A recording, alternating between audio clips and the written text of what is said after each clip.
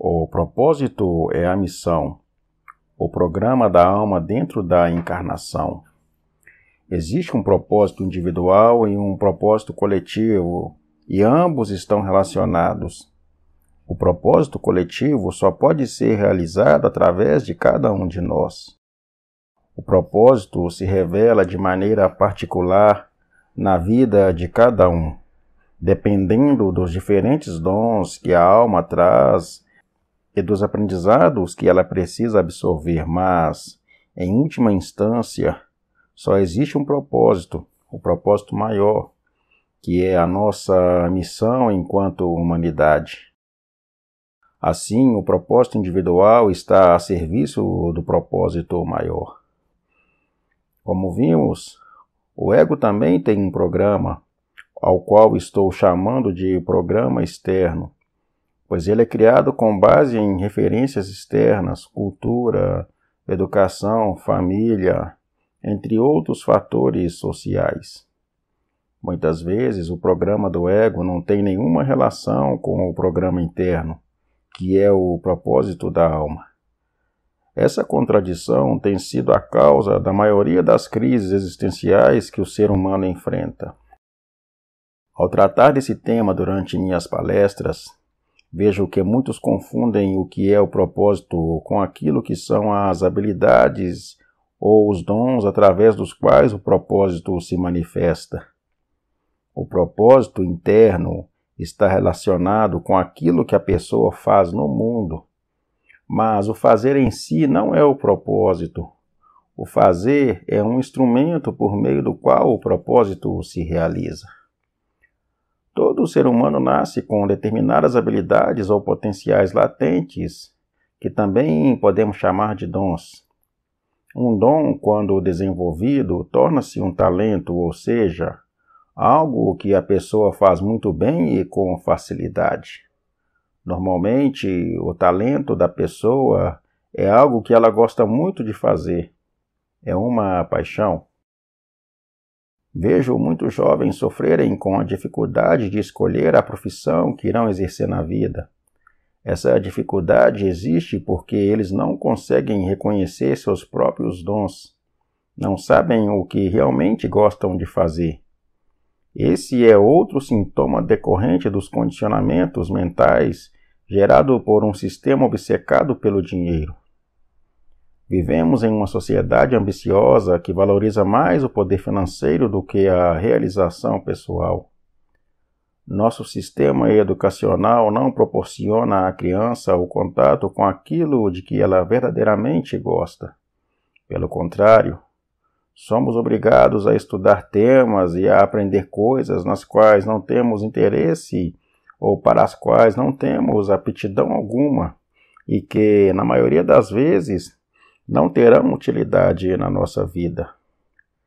Também somos levados a acreditar que determinadas atividades são superiores a outras porque elevam o status social e, teoricamente, garantem estabilidade financeira.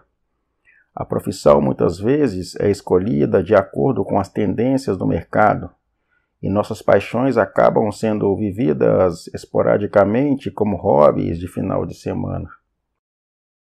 A mídia e as redes sociais também exercem uma grande influência nas nossas escolhas. Nelas, personalidades, atitudes e estilo de vida são cultuados. Personagens inspiram comportamentos e pessoas tornam-se ídolos. A publicidade gera desejos e fomenta o consumismo.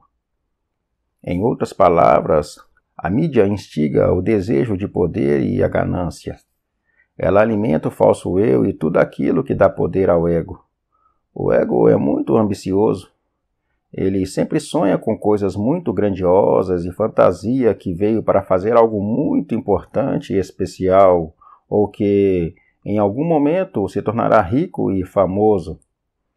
Muitas vezes isso acontece, mas, na maioria dos casos, isso não passa de uma fantasia que impede a pessoa de ter acesso àquilo que ela realmente veio fazer. A partir de uma imagem mental, o indivíduo idealiza um estilo de vida e acaba perdendo muito tempo tentando realizar algo que não tem nada a ver com aquilo que ele realmente veio realizar. Por exemplo, vamos supor que o ego queira ser um grande líder espiritual ou um artista famoso, mas a alma veio com o programa de viver em uma comunidade espiritual para fazer seva. Seva é o trabalho desinteressado. A alma veio para varrer o salão, limpar os vidros, cozinhar para muitas pessoas, regar flores, cantar mantras, rezar e meditar. Imagine a contradição. Uma pessoa muito ambiciosa que sonha com fama e poder, mas cuja realidade desenha caminhos completamente opostos a esse, no mínimo torna-se ansiosa e angustiada.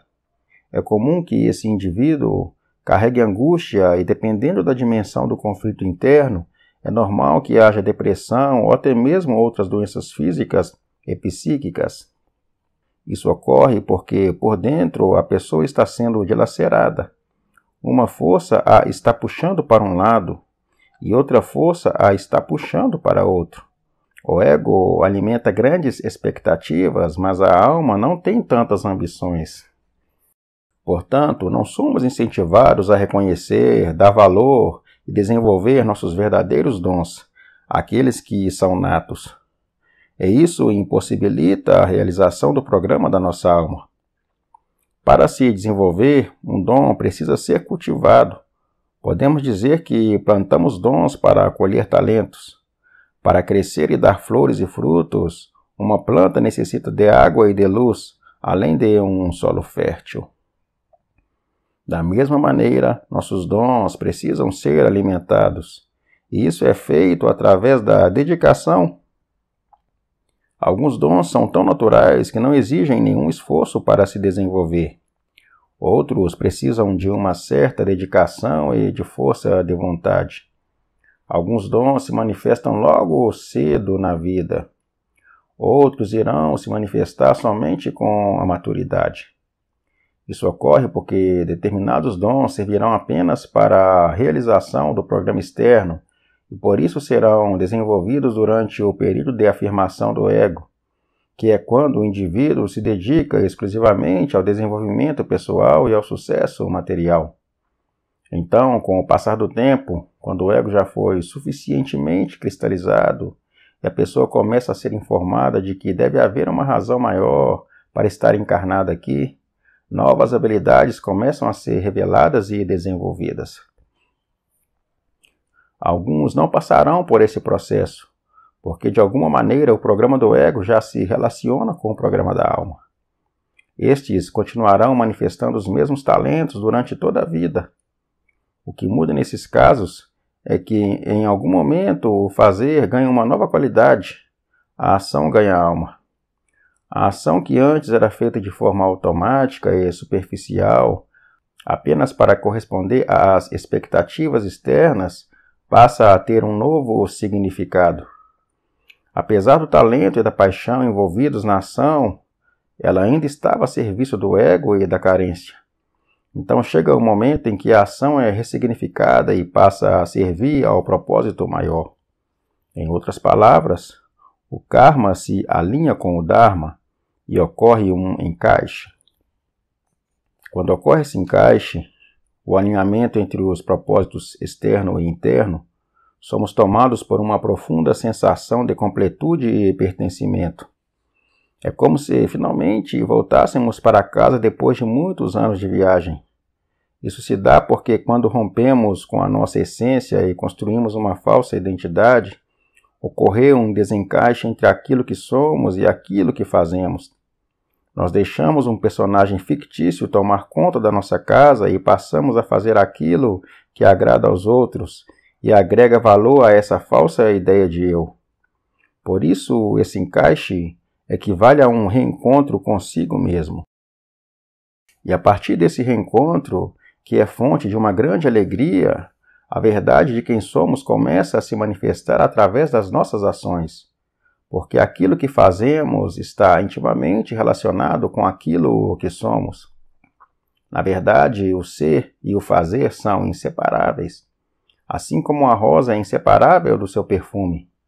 Nossos dons e talentos são fragrâncias do Ser Supremo que nos habita, perfumes que são espargidos em diferentes ações no mundo. Eles são as diversas qualidades da nossa essência primordial, o amor. Portanto, um ponto importante que precisa ser compreendido é: o propósito da alma não é aquilo que fazemos, mas sim aquilo que somos. A questão da identidade é fundamental no processo do desvendar do propósito da alma. Na medida em que vamos nos libertando da falsa identidade e ativando a lembrança de quem realmente somos, o nosso propósito também se revela. Quando se pergunta: o que eu vim fazer aqui? Você está ao mesmo tempo se perguntando: quem sou eu? Sem dúvida, nossas atividades se relacionam com o nosso propósito, mas no mais profundo, o propósito é a realização daquilo que somos, ou seja, é a autorrealização. Mas essa autorrealização não se trata de uma realização profissional ou material, e sim da lembrança de quem somos. Quando acordamos essa lembrança, inevitavelmente o programa da nossa alma se revela e nossos dons e talentos se tornam meios de expressar a verdade de quem somos. Sendo assim, passamos a ser canais para a realização do propósito maior. Por isso costumo dizer que nossos dons e talentos são os presentes que trouxemos para entregar ao mundo. Quando ocorre esse alinhamento entre o interno e o externo, entre o Dharma e o Karma, entre o ser e o fazer, nós sentimos alegria em acordar pela manhã para colocar nossos dons e talentos a serviço do bem maior. Porque se estão alinhadas com o propósito da alma, nossas ações naturalmente estão servindo ao propósito maior. Então, nos sentimos um grande conforto em estar onde estamos e fazer o que fazemos. Muitos, porém, ainda não podem ter essa experiência, pois não estão conscientes dos seus dons e ainda menos conscientes do propósito da alma. Muitos outros até que estão conscientes dos seus dons, mas por alguma razão se recusam a colocá-los em prática. Sempre que entro nesse assunto, lembro-me de uma história que me toca muito pela riqueza de símbolos. Trata-se de uma passagem bíblica que faz alusão a alguns dos obstáculos que o buscador enfrenta durante o processo de despertar da consciência, que é o caminho da autorrealização. Jonas era um fervoroso buscador da verdade. Ele costumava ouvir a voz de Deus falando com ele. Então, em dado momento, Deus falou com ele: Jonas, vá para Nínive. Eu quero salvar aquele povo e quero fazer isso através de você. Eu vou falar através de você para salvar aquele povo. Jonas, porém, não gostou nem um pouco do comando e decidiu pegar uma embarcação que ia justamente para o lado oposto. Ele foi para o porão do barco e lá entrou em sono profundo. Então Deus mandou uma tremenda tempestade. O barco começou a balançar de um lado para o outro. Todos começaram a ficar desesperados pelo risco de morte iminente. Então alguém encontrou Jonas, o acordou e disse: Como você pode dormir num momento como esse? Naquela época, costumava-se jogar dados para fazer adivinhação e para se comunicar com o plano espiritual. Então eles jogaram os dados e descobriram que a tempestade estava acontecendo porque havia um estranho no barco. Imediatamente eles constataram que era Jonas e o jogaram no mar. Naquele momento a tempestade parou e Jonas foi engolido por um monstro marinho.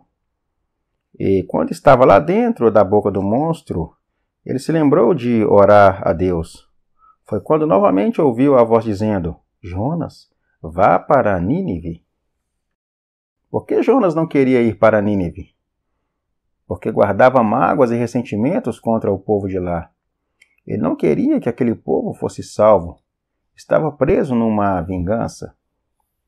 Quando você se recusa a seguir o caminho do coração, quando se recusa a colocar seus dons e talentos em movimento, isso quer dizer que você está dormindo, que está profundamente amortecido.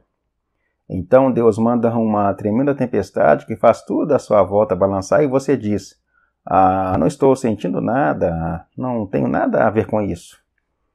Tudo parece estar muito bem, muito normal, porque você está completamente amortecido. Você segue nesse estado até que algo aconteça. Você é engolido por um monstro e entra no lugar onde fica prestes a ser triturado.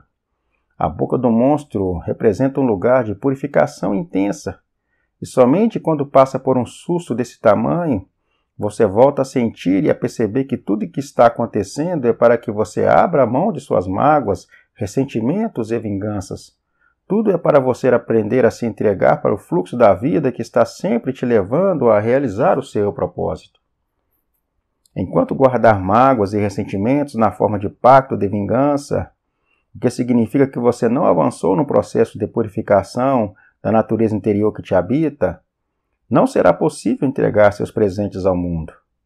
Você pode até entregar alguma coisa, mas não tudo.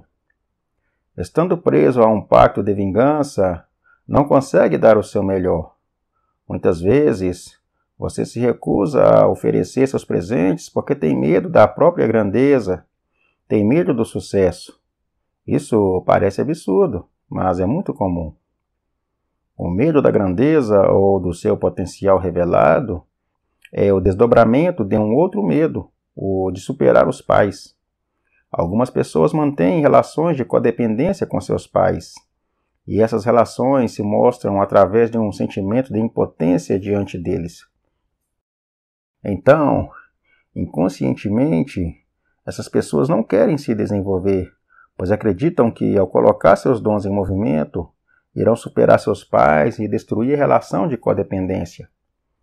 Alguns ainda conseguem até se desenvolver, mas mantêm uma certa subserviência por causa da culpa de estar melhor do que os pais. E alguns sofrem tanto com essa culpa que precisam morar longe dos pais para poderem prosperar, pois não conseguem romper com a miséria da família e da ancestralidade. Esse é um aspecto da natureza inferior difícil de ser compreendido. É uma forma de manter os círculos viciosos de sofrimento. Isso ocorre porque, lamentavelmente, o ser humano se acostumou com o sofrimento. São séculos e séculos de ignorância a respeito do propósito maior da vida e de inconsciência sobre a nossa própria natureza inferior. Nós aprendemos a nos defender acusando os outros. Não conhecemos nossa própria maldade e assim seguimos procurando culpados para as nossas misérias. E a forma que encontramos para sobreviver em meio à miséria foi sentindo prazer no sofrimento. É por isso que eu insisto na importância do autoconhecimento. Precisamos tomar consciência das nossas maldades, precisamos conhecer os cantos escuros da mente, que são os aspectos sombrios da personalidade, para podermos purificá-los do nosso sistema. A purificação da natureza interior é a fase do processo de autoconhecimento na qual nos dedicamos à exploração da consciência para identificar aquelas partes de nós mesmos que, por alguma razão, não aceitamos e escondemos e que agem à revelia da nossa vontade consciente, sabotando nossa felicidade. Enquanto não evoluímos o suficiente nesse processo, não podemos ser verdadeiramente felizes e prósperos. Quando entrega os presentes que trouxe para compartilhar, quando está feliz com aquilo que faz, você se torna um elo na corrente da felicidade e da prosperidade. A felicidade e a prosperidade passam por você para chegar aos outros. Seus dons e talentos, quando colocados em movimento, são o amor agindo através de você.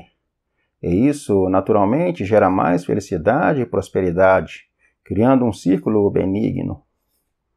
Entretanto, existem aquelas pessoas que já podem entregar seus presentes, mas ainda não se harmonizaram com o fluxo da prosperidade.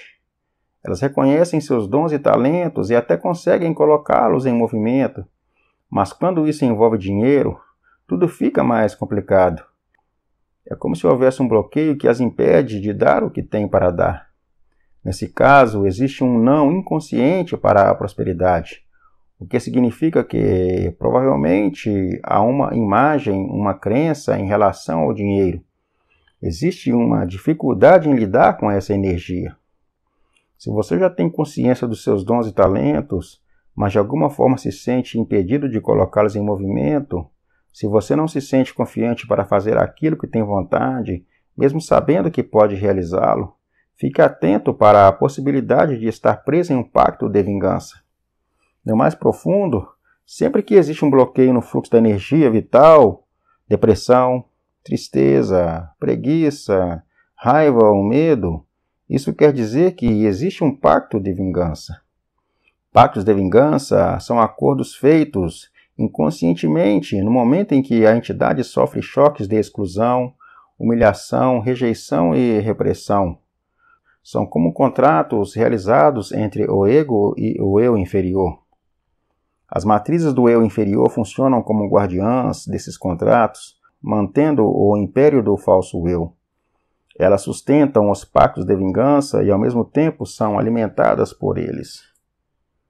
Esses acordos inconscientes podem se manifestar de diferentes maneiras na sua vida, como falta de autoconfiança, impotência, rebeldia, vitimismo, entre muitas outras distorções. Inclusive, a falta de fé pode ser o sintoma de um pacto de vingança contra o divino, porque muitas vezes você culpa Deus pelo seu sofrimento. E quando você culpa a si mesmo, a vingança se manifesta como autodestruição, autossabotagem e auto-ódio. Os pactos de vingança podem ser identificados através de contradições. Por exemplo, você sonha em se desenvolver profissionalmente, quer prosperar, mas não consegue fazer aquilo que é necessário para que o seu sonho se realize. O fato é que você pensa que quer, mas no fundo não quer. E é justamente por isso que não consegue. Existe um não inconsciente travando o fluxo da prosperidade na sua vida. E se você consegue identificar essa contradição, se pode, por exemplo, perceber a atuação de um pacto de vingança se manifestando na forma de falta de autoconfiança, se consegue ver a sua insegurança quando, de alguma maneira, não aproveita as oportunidades que surgem na sua vida, você está chegando a um ponto muito importante, um ponto de mutação. Identificar a atuação de um não é como identificar um monstro interno que pode estar sugando a sua energia vital há muito tempo. Mas esse monstro ainda é somente um soldado raso do batalhão do eu inferior. Certamente, há um general por trás dele dando as ordens. Então, ao chegar nesse ponto, você precisa se aprofundar no processo de autoinvestigação para que possa conhecer esse general e desfazer esse contrato com o mal.